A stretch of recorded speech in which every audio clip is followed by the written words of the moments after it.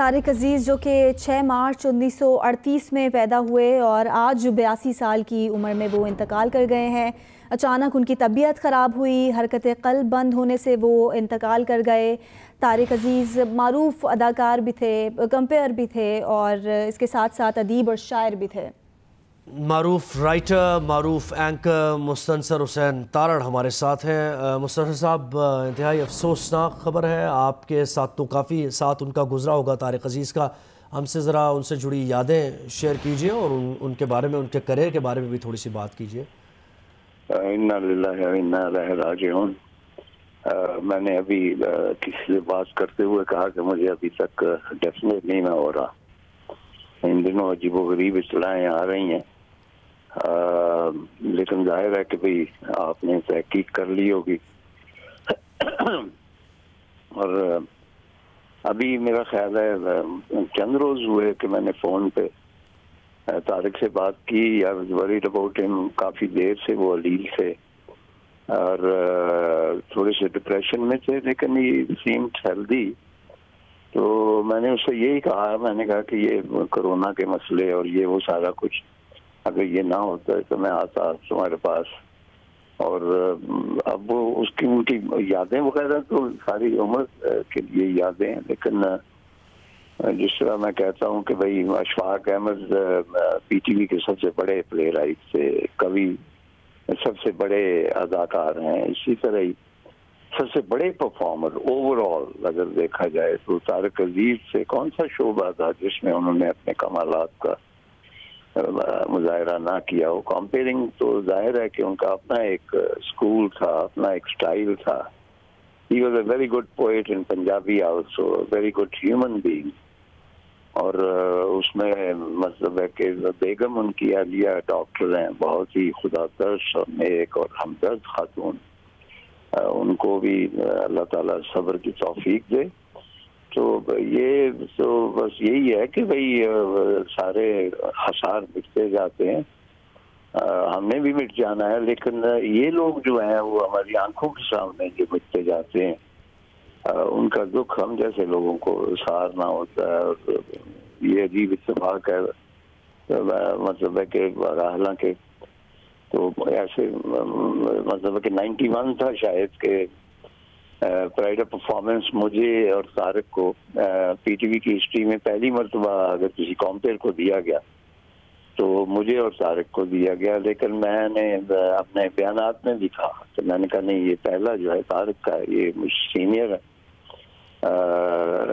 لیکن یہ کہ بھئی اب ان کے عجیب سا مجھے لگ رہا ہے کہ نہ ان جیسی آواز ہوگی، نہ ان جیسا ایکسپریشن ہوگا، نہ ان جیسا لٹریری ٹیسٹ ہوگا، نہ پاکستانیت کی جو وہ شدت تھی اس شخص میں، اور جس طرح وہ پروجیکٹ کرتا تھا اس ملک کو اور اس کے کلچر کو اور اس کے شعر و شاعری کو، وہ مطلب ہے کہ انپیرلڈ ہے۔ وہ اس کا کوئی جس طرح کہتے ہیں نا کہ خلا اکثر پورے ہو جاتے ہیں، لیکن یہ کہ بھی رائٹر بڑے سے بڑا فوت ہو جائے، اس کے ایک اور رائٹر آ جاتا ہے، وہ ذرا مختلف ہوتا ہے، لیکن طارق عزیز جیسا جو ایک مکمل دبستان ہے، اس قسم کی پاسبلٹی تو نہیں نظر آتی۔ اس کے لیے تو وہ ساری اسٹرگل چاہیے، وہ ساری عشق چاہیے، وہ ساری تمنائیں، وہ آرزو، وہ کمٹمنٹ وداؤٹ اینی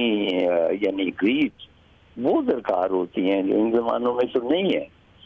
تو اللہ تعالیٰ ان کو جنت نصیب کرے۔ ابھی کچھ ڈوز لگیں گے یہ یقین کرتے ہوئے، اور اس کے ساتھ یہ بھی ہے کہ میڈیا کو دھیان تھوڑا سا رکھنا چاہیے، جو چند ایک لوگ رہ گئے ہیں۔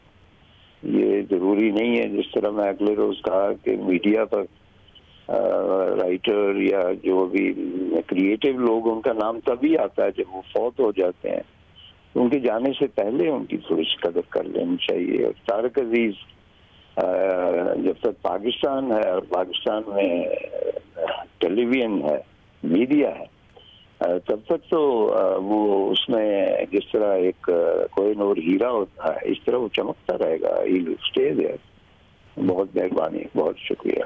مستنصر صاحب تھوڑا سا مزید بھی اگر بات کرنا چاہے، ایک بڑی شخصیت ظاہر ہے، اور یہ بھی آپ سے جیسے آپ نے کہا نا خلا کی بات کہ اگر کوئی کسی کو رخصت ہو جاتا ہے دنیا سے تو یہ کہا ہی جاتا ہے کہ خلا پر نہیں ہوگا، بڑا مشکل ہے. لیکن اگر طارق عزیز صاحب کی بات کی جائے تو یقیناً واقعتاً ایک بڑا خلا ہے جو پر ہونا مشکل ہے. اس پر تھوڑی سی وہ جی ہاں، وہ مطلب ہے کہ اپنا ایک اس کی تھا اورا تھا، اس کے اپنے موسم سے، اس کے اپنے شجر سے، اس کے اپنی لینڈسکیپ تھی. جس طرح ایک پورا ملک ہوتا ہے نا کہ اس میں اپنی جھیلیں ہوتی ہیں، اس میں اپنے موسم ہوتے ہیں، اس میں اپنے پھل ہوتے ہیں، اپنے پرندے ہوتے ہیں. تو اسی طرح طارق عزیز واز جسٹ لائک لینڈسکیپ. اس میں اس کے اپنے پرندے تھے جو چہکتے تھے لٹریچر کے حوالے سے، اس کی اپنی جھیلیں تھی، منظر تھے جو پاکستان کے تھے، اور اس کی آواز کی خاص جو ڈرامائی انداز تھا. اور مطلب ہے کہ اس میں میں نے عرض کیا نا کہ بھئی وہ کوئی ایک چیز چھوڑی تھی، وہ تو بالکل ایک بہت ساری چیزیں جو آپ ملا دیں تو جس طرح مختلف جگہوں کی جہاں جہاں کی مٹی اچھی ہوتی ہے، کسی مٹی میں سر زیادہ ہوتا ہے، کسی مٹی میں کریٹیوٹی زیادہ ہوتی ہے، کسی مٹی میں ڈرامائی عنصر زیادہ ہوتا ہے. ان سب تمام مٹیوں کو ملا کے اگر آپ کے کوزہ تیار کریں تو وہ یونیک ہوگا نا. تو یہ وہ کوزہ تھا طارق عزیز سے، جس میں ہر کریٹیو جو سن تھی اس کی مٹی لگی ہوئی تھی اور اس کو ریپرزینٹ کرتا تھا. اور وہ ہمارا نمائندہ تھا. مطلب میرے فیملی فنکشن پہ، شادیوں پہ ہمیشہ اس میں شریک ہونا ہے. اور اس کے ساتھ جس طرح مطلب 40-50 سال سے ظاہر ہے کہ الیکشن ٹرانسمیشن جو اکٹھے کی 3 دن تک اکٹھے رہے. اور اسی طرح کے مطلب بے شمار، کیونکہ ٹیلی ویژن پہ میں بھی 50 سال میں نے لگائے، تو اس دوران کہیں نہ کہیں تو ملاقات ہوتی ہے کسی محفل میں. ایک چیز جو تھی جو بہت تھی کہ میں کرٹیسائز نہیں کرنا چاہتا، تبھی مطلب طبعاً وہ بہت شریف شخص تھا. میں نے دیکھا کہ کچھ اگر ایسی کوئی محفلیں ہیں تو وہ ان میں خاموش رہتا تھا، مطلب کہ وہ اس میں فٹ نہیں ہوتا تھا. یہ ڈفرینٹ پرسن جی. اچھا، اور وہ جو ظاہر وقت کی اہم اس وقت ضرورت ہے پاکستانیت کے جذبے کی، جو کہیں مان پڑتا ہم دیکھتے ہیں کسی میں، وہ جو ایک پیٹریوٹزم ان کے اندر تھا اور والہانہ پن تھا جب پاکستان کی بات ہوتی تھی، تو اس پر بھی تھوڑا سا اس پر بھی بات کیجیے. نہیں، وہ دیکھیں نا آخر میں پاکستان زندہ باد کا نعرہ سب کچھ.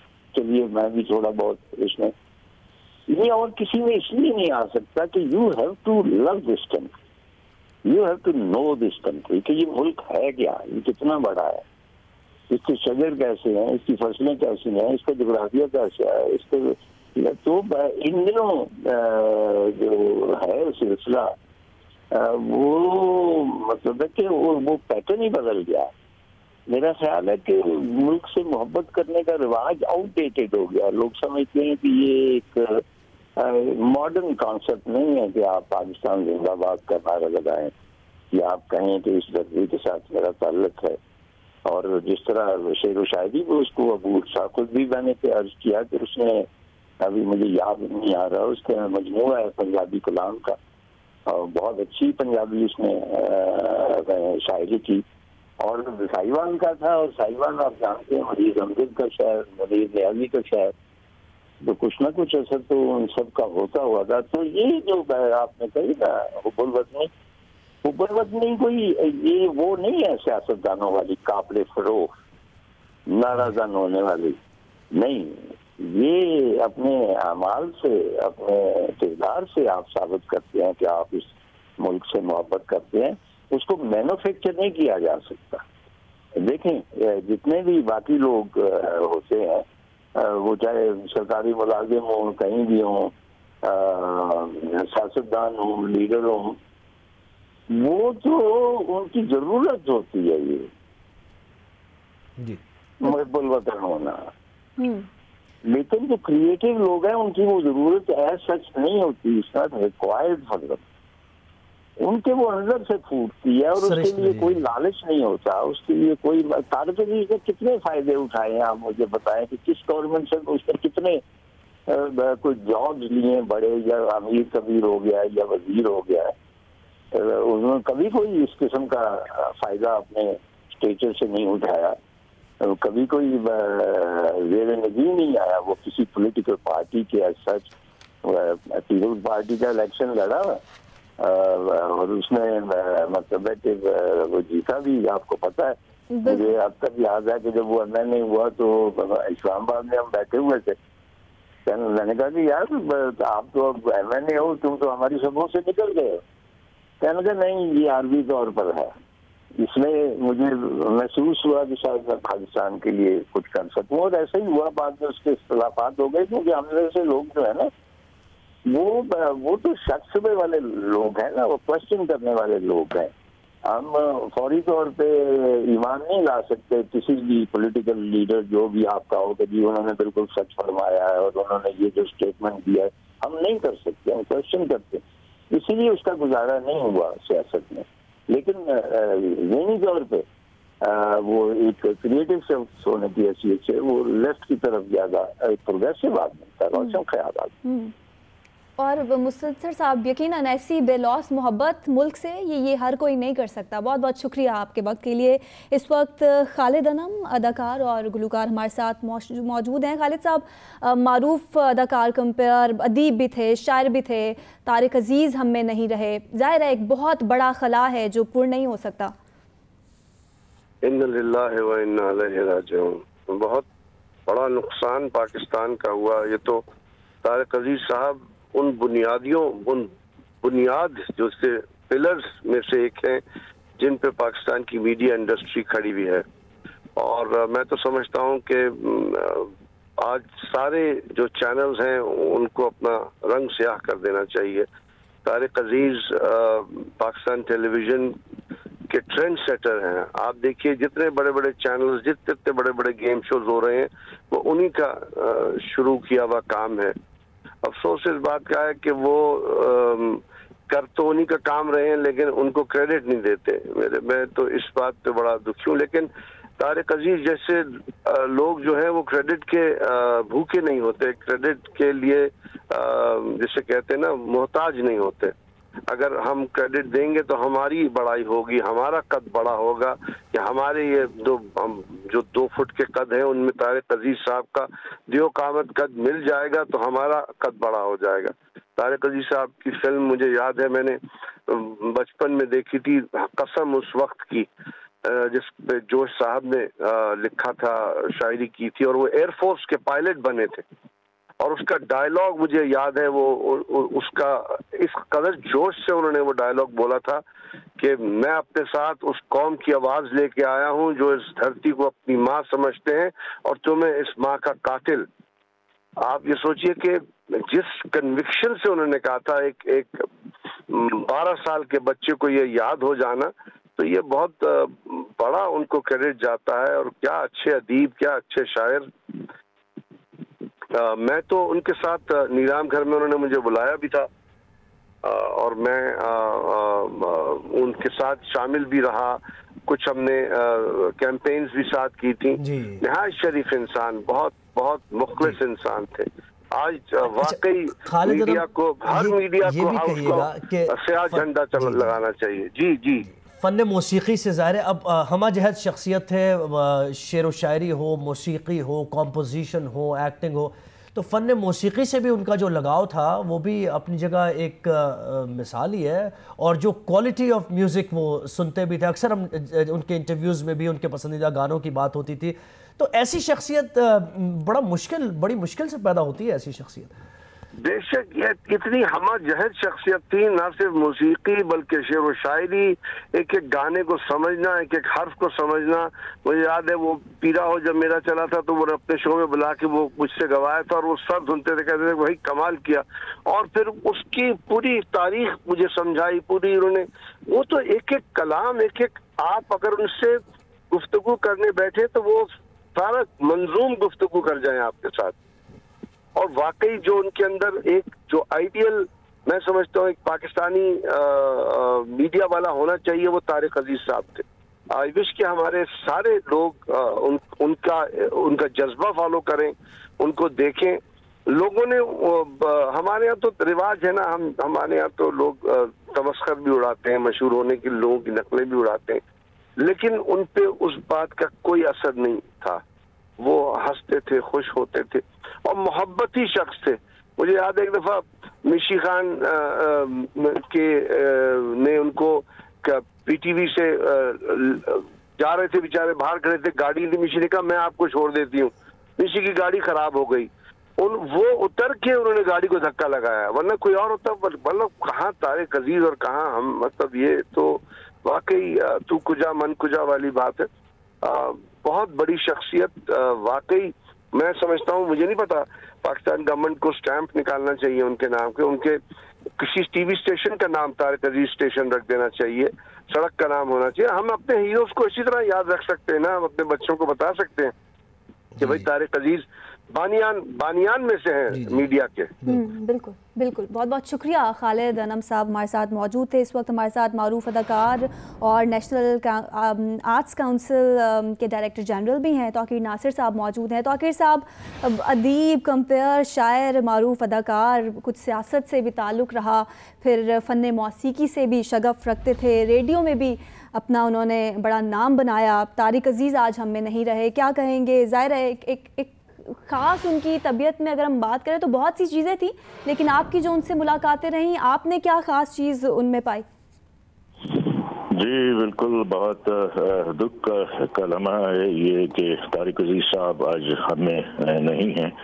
انا للہ و انا الیہ راجعون. اللہ تعالیٰ ان کے درجات کو بلند کرے. تو وہ ایک یونیورسٹی تھے، ایک انسٹیٹیوشن تھے. میں سمجھتا ہوں بہت بڑا اثاثہ تھے. جو خلا وہ چھوڑ گئے ہیں طارق عزیز اب دوبارہ سے پیدا نہیں کر سکتے.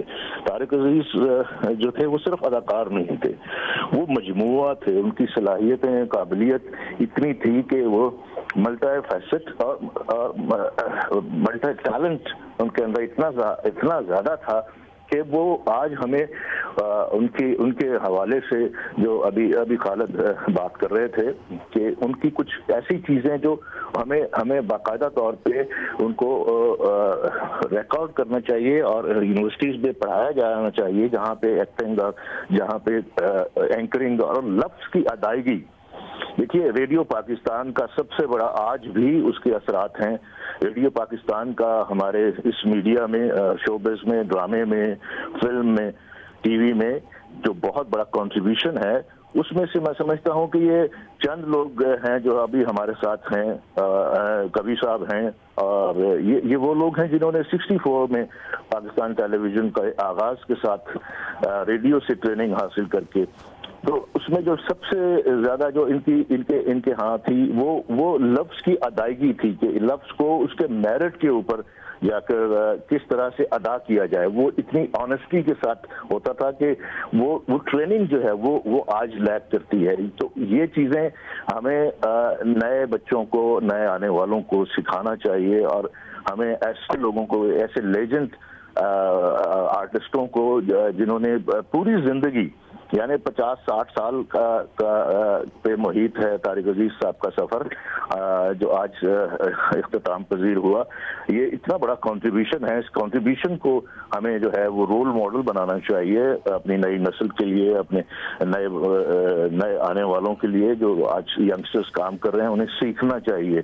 تو یہ، اور طارق عزیز صاحب سے میری اکثر ملاقات رہتی تھی، اور شروع سے ہی جب میں نے سٹارٹ لیا تھا آئی واز ویری ینگ، اور یہ ماشاءاللہ اس وقت اپنی پیک پہ تھے. نظام گھر ان کا سپر ہٹ تھا. مجھے یاد ہے کہ یہ خطوں کے ڈھیر کے اوپر یہ بیٹھے ہوتے تھے اپنے کمرے میں، اور یہ لیٹر ریڈنگ خود کرتے تھے. اور ان کا انداز بھی یہی ہے. مجھے آج بھی یاد ہے کہ جب وہ اشعار بولتے تھے تو اشعار ان کا جو سب سے زیادہ خوبصورتی تھی، یعنی آج کے اینکرز یا میزبان جتنے بھی اب کام کر رہے ہیں، جتنے بھی اب کا یہ شوز ہو رہے ہیں، وہ سارے ہی طارق عزیز کے نیلام گھر سے میں سمجھتا ہوں کہ اس کے بطن سے پیدا ہوئے ہیں اور وہی ساری انسپریشن لے کے چل رہے ہیں جو طارق عزیز صاحب کا بہت بڑا کنٹریبیوشن ہے. پھر وہ ادیب بھی تھے, وہ شاعر بھی تھے, پھر وہ سیاستدان بھی تھے. تو ان کی صلاحیتیں ہر میدان میں انہوں نے اپنا منوایا, اور میں سمجھتا ہوں کہ یہ ایک بہت بڑا لاس ہے. It's a great loss for our society and for the country. اچھا توقیر ناصر صاحب یہ کہے گا, طارق عزیز صاحب جس طریقے سے مقبولیت انہوں نے پائی پوری دنیا میں ہی, ان کی جو شخصیت تھی اس میں ان کو منفرد جو بناتی تھی چیزیں, وہ ان کا مشاہدہ, ان کا مطالعہ, یا پھر کیا ایسی بات کی جائے جو آپ سمجھتے تھے ان میں ایک الگ تھی جس نے ان کو منفرد بنایا اور اتنا پاپولر کیا؟ وہ منفرد اس لیے تھے کہ ان کو اشعار بہت یاد تھے, یعنی لاکھوں کی تعداد میں, جو which is not possible for any human being. یہ ایک بہت بڑا خاصہ تھا ان کا کہ وہ جو ہے وہ اشعار, اور پھر ان کی پریزنس آف مائنڈ, اور وہ ایک برملا, اور اس موقع کی مناسبت سے وہ بات جو ہے وہ اس طرح سے اشعار کے ذریعے کیا کرتے تھے اپنے پروگرامز میں بھی, اور ویسے بھی عام لائف میں بھی وہ اشعار جو ہے وہ ان کو اتنے یاد تھے اور اتنا بر وقت اس کا استعمال کرتے تھے کہ وہ ان کا بہت بڑا خاصہ تھا. میں سمجھتا ہوں کہ یہ سب سے بڑی ان کی, نیلام گھر میں ہوں یا کسی بھی پروگرام میں ہوں, نیلام گھر تو ایک تاریخ لکھ گیا ہے نا. وہ اتنا 4 ڈیکیڈز یا 5 ڈیکیڈز انہوں نے اس کو کنٹینیو کیا, اور آج تک یعنی 3 نسلوں کو انہوں نے اس پروگرام میں ایجوکیٹ کیا. یہ بیسیکلی ایک سب سے بڑا جو یہ انٹرٹینمنٹ بیسیکلی ہے کیا, انٹرٹینمنٹ کے ذریعے سارے معاشروں میں ایجوکیٹ کیا جاتا ہے, موٹیویٹ کیا جاتا ہے سوسائٹی کو. تو آئی تھنک اس سارے لوازمات کو اور ساری ان ریکوائرمنٹس کو نیلام گھر میں طارق عزیز صاحب جو ہے وہ پورا کرتے رہے. آئی تھنک یہ بھی ایک بڑا مشعل راہ ہے آج کے جو ہوسٹ ہیں, آج کے جو نوجوان ہیں, آج کے جو پروگرام کر رہے ہیں, ان کو یہ بات ضرور سیکھنی چاہیے کہ ہر پروگرام میں 50 منٹ کا 1 گھنٹے کا پروگرام ہے, تو اس میں انٹرٹین کرتے کرتے ایک بات, ایک میسج اپنی سوسائٹی کو ضرور دے کر جاتے تھے, اور اس کا امپیکٹ تھا, اور وہ انفلوئنس کرتے تھے لاکھوں کروڑوں لوگوں کو, وہ انفلوئنس کرتے تھے. آئی تھنک یہ بہت بڑا کنٹریبیوشن ہے. یقیناً. بہت بہت شکریہ. توقیر ناصر صاحب ہمارے ساتھ موجود تھے, اور ایسے ہی ہے کہ طارق عزیز جیسی آواز اور ان جیسا ایکسپریشن جو ہے وہ آج تک کسی میں نہیں ہے. اور زہیب آپ کو یاد ہوگا کہ طارق عزیز کی ایک مشہور, جو شروع میں اپنے وہ شو پہ کہتے تھے کہ دیکھتی آنکھوں اور سنتے کانوں کو طارق عزیز کا سلام, تو یہ پاکستانی بہت مس کریں گے.